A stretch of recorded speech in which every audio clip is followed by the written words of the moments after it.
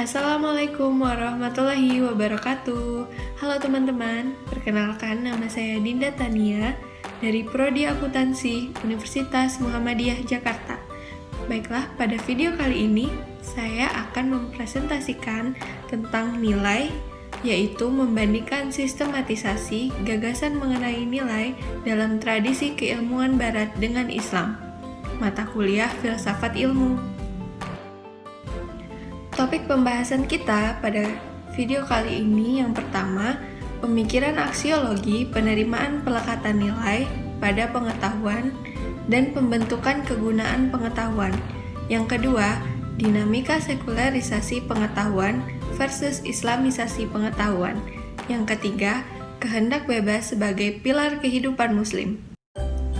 Nah, aksiologi ini berasal dari bahasa Yunani yang terdiri dari kata aksio yang artinya nilai dan logos yang artinya ilmu atau teori.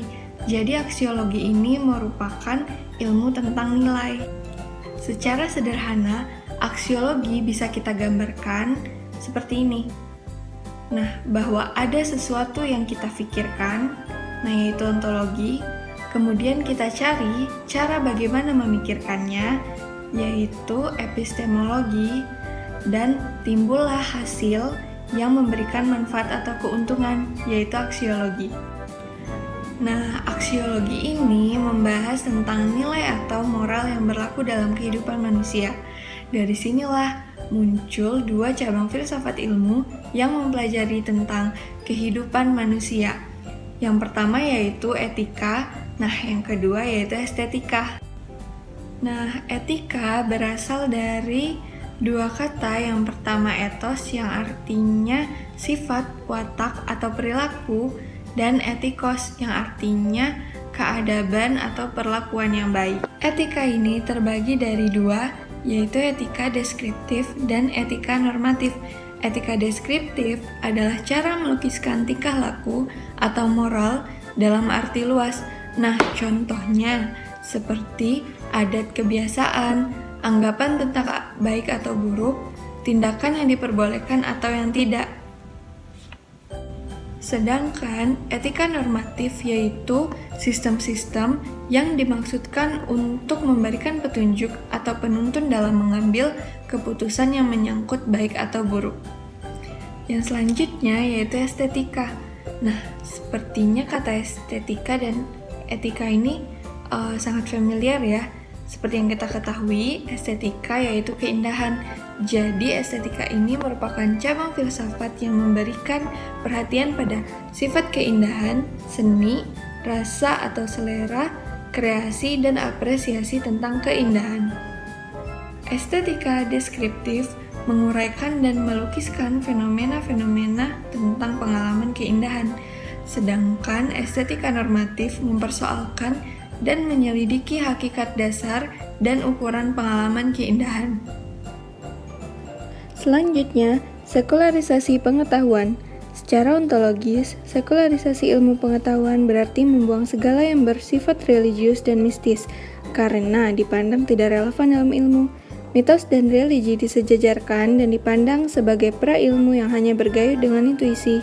Ini berarti bahwa peran Tuhan dan segala yang berbau mitos dan bernuansa gaib sebagai sesuatu yang berpengaruh ditiadakan, sehingga sekularisasi bisa juga disebut dengan desakralisasi atau melepaskan diri dari segala bentuk yang bersifat sakral.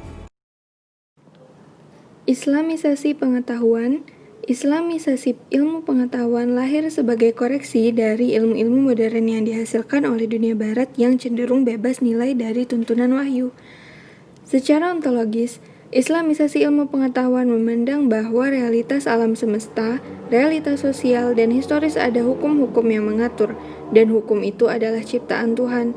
Sebagai ciptaan Allah SWT, maka realitas alam semesta tidak netral, tapi mempunyai maksud dan tujuan. Hal ini disinyalir dalam firman Allah SWT dalam Quran Surah Ali Imran ayat 191, Bismillahirrahmanirrahim. Rabbana ma khalaqta hadza batila. Yang artinya, ya Tuhan kami, Engkau tidak menciptakan ini dengan sia-sia. Kita sampai pada topik yang terakhir, yaitu kehendak bebas sebagai pilar kehidupan Muslim. Dalam pandangan Islam, manusia merupakan makhluk yang bebas. Ia bebas dalam berpikir, ia bebas dalam bertindak, kemudian bebas dalam menentukan apa yang menjadi pilihannya.